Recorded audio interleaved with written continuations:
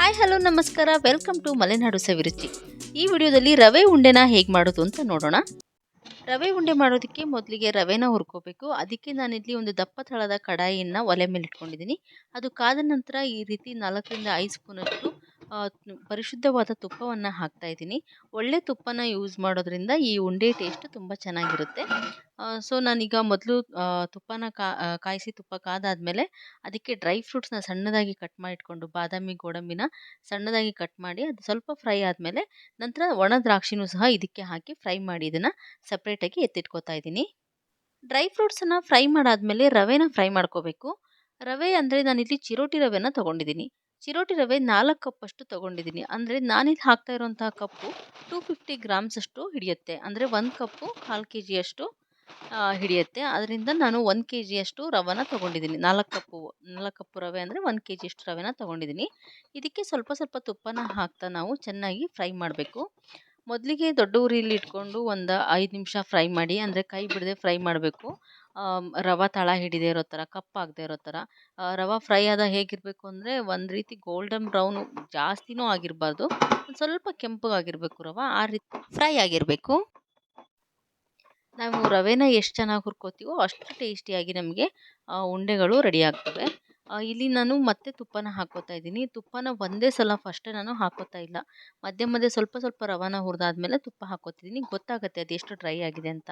ರವೆ ಎಲ್ಲ ಹುರಿದಾಗ ಆದಮೇಲೆ ನಾನಿಲ್ಲಿ 1 ಕಪ್ಪಷ್ಟು ಒಣ ಕೊಬ್ಬರಿನ ಸಣ್ಣದಾಗಿ ತುರಿದು ಅದನ್ನು ಹಾಕ್ತಾಯಿದ್ದೀನಿ.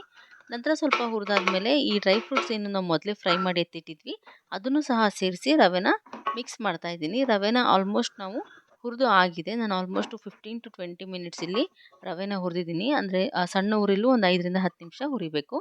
ಈಗ ನಾನು ಏಲಕ್ಕಿ ಪುಡಿನ ಹಾಕಿದ್ದೀನಿ. 1 ಸ್ಪೂನಷ್ಟು ಏಲಕ್ಕಿ ಪುಡಿನ ಹಾಕಿ ಚೆನ್ನಾಗಿ ಮಿಕ್ಸ್ ಮಾಡ್ಕೋಬೇಕು. ರವೆನ ಹುರಿಯೋ ಪ್ರೋಸೆಸ್ಸು ಇವಾಗ ಮುಗಿದಿದೆ. ಈಗ ನಾವು ಪಾಕನ ರೆಡಿ ಮಾಡ್ಕೋಬೇಕು. ಸಕ್ಕರೆ ಪಾಕ ಮಾಡೋದಕ್ಕೆ ನಾನಿಲ್ಲಿ 3/2 ಕಪ್ಪಷ್ಟು ಸಕ್ಕರೆನ ತೊಗೊಂಡಿದ್ದೀನಿ. ಸಿಹಿ ಜಾಸ್ತಿ ಬೇಕು ಅನ್ನೋರು 4 ಕಪ್ನ ತೊಗೋಬೋದು. ನಾನು ಇಲ್ಲಿ 3/2 ಕಪ್ಪು, ಅಂದರೆ 3/2ಗೂ ಸ್ವಲ್ಪ ಕಡಿಮೆನೇ ಇದೆ, ಅಷ್ಟು ಸಕ್ಕರೆನ ತೊಗೊಂಡಿದ್ದೀನಿ. ಇಲ್ಲಿ ಅಳತೆ ಹೇಗಪ್ಪ ಅಂದರೆ 1 ಕಪ್ಪು ರವೆಗೆ 1 ಕಪ್ಪು ಸಕ್ಕರೆ ಮತ್ತು ಅರ್ಧ ಕಪ್ಪಷ್ಟು ನೀರನ್ನು ತೊಗೋಬೇಕು. ಇಲ್ಲಿ ನಾನು ತೊಗೊಂಡಿರೋದು 3/2 ಕಪ್ಪು ಸಕ್ಕರೆ, ಅದಕ್ಕೆ ನಾನು 1/4 ಕಪ್ಪಷ್ಟು ನೀರನ್ನು ಹಾಕಿದ್ದೀನಿ. ಇಷ್ಟನ್ನು ಹಾಕಿ ಚೆನ್ನಾಗಿ ಈ ಸಕ್ಕರೆ ನೀರಲ್ಲಿ ಕರಗಿ ಕುದಿಯೋದಕ್ಕೆ ಬಿಡಬೇಕು. ಈ ಪಾಕ ಒಂದು 10 ನಿಮಿಷ ಕುದ್ದಾದ್ಮೇಲೆ ನಾವು ಇದನ್ನು ಟೆಸ್ಟ್ ಮಾಡಬೇಕು. ಪಾಕ ಒಂದೇಳೆ ಪಾಕ ಬಂದಿದೆಯಾ ಅಂತ ಹೇಳಿ. ಈ ಪಾಕನ ಟೆಸ್ಟ್ ಮಾಡೋದಕ್ಕೆ ನಾವು ಏನು ಮೆಥಡನ್ನು ಯೂಸ್ ಮಾಡ್ತಿದ್ದೀನಿ ಅಂತಂದರೆ, ತಣ್ಣೀರಲ್ಲಿ ಸ್ವಲ್ಪ ಕೈಯನ್ನು ಅದ್ದಬೇಕು. ನಂತರ ಈ ರೀತಿ ಈ ಪಾಕನ ಸ್ವಲ್ಪ ಮುಟ್ಟಿ ನೋಡಬೇಕು. ಅಂಟಾಗಿದ್ದರೆ ನೋಡಿ, ಇದು ಇನ್ನೂ ಬಂದಿಲ್ಲ ಪಾಕ. ಅಂಟಾಗಿದ್ದರೆ ಅದು ಕೈಗೆ ಅಂಟ್ಕೊಳ್ಳುತ್ತೆ. ಇದನ್ನು ಬಂದಿಲ್ಲ. ಸೊ ಇನ್ನೊಂದು 5 ನಿಮಿಷ ಇದನ್ನು ಚೆನ್ನಾಗಿ ಹೈ ಫ್ಲೇಮಲ್ಲಿ ಕುದಿಸ್ಕೊತಾ ಇದ್ದೀನಿ.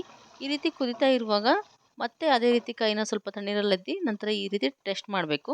ನೋಡಿ, ಈ ರೀತಿ ಕೈಗೆ ಅಂಟ್ಕೋಬೇಕಿದು. ಒಂದು ಸ್ಟ್ರಿಂಗ್, ಅಂದರೆ ಒಂದು ದಾರದ ಥರ ಈ ಥರ ಒಂದು ಸ್ಟ್ರಿಂಗ್ ಬರಬೇಕು. ಈ ರೀತಿ ಬಂದರೆ ಪಾಕ ಪರ್ಫೆಕ್ಟ್ ಆಗಿದೆ ಅಂತ. ಇಲ್ಲಿ ಕಾಣಿಸ್ತಿದೆಯಲ್ಲ ವಿಡಿಯೋದಲ್ಲಿ, ಈ ರೀತಿ ಬಂದರೆ, ಈ ರೀತಿ ಒಂದೆಡೆ ಬರ್ತಾ ಇದೆ ಅಂದರೆ ಆವಾಗ ಪಾಕ ಪರ್ಫೆಕ್ಟಾಗಿ ಬಂದಿದೆ ಅಂತ. ಆವಾಗ ನಾವು ಗ್ಯಾಸನ್ನು ಆಫ್ ಮಾಡಿಕೊಂಡು ನಂತರ ಈ ರವೆನ ನಾವು ಹುರಿದಿಟ್ಟು ಇಟ್ಕೊಂಡಿರೋಂಥ ರವೆನ ಹಾಕಿ ಚೆನ್ನಾಗಿ ಮಿಕ್ಸ್ ಮಾಡ್ಕೋಬೇಕು. ಇಲ್ಲೂ ಸಹ ರವೆ ಗಂಟಾಗದೇ ಇರೋ ಹಾಗೆ ಚೆನ್ನಾಗಿ ಒಂದು 2ರಿಂದ 3 ನಿಮಿಷ ಮಿಕ್ಸ್ ಮಾಡಿಕೊಂಡು ಸ್ವಲ್ಪ ತಣಿಯೋದಕ್ಕೆ ಬಿಡಬೇಕು. ಈ ಸಕ್ಕರೆ ಪಾಕ ತುಂಬಾ ಬಿಸಿಯಾಗಿರುತ್ತೆ.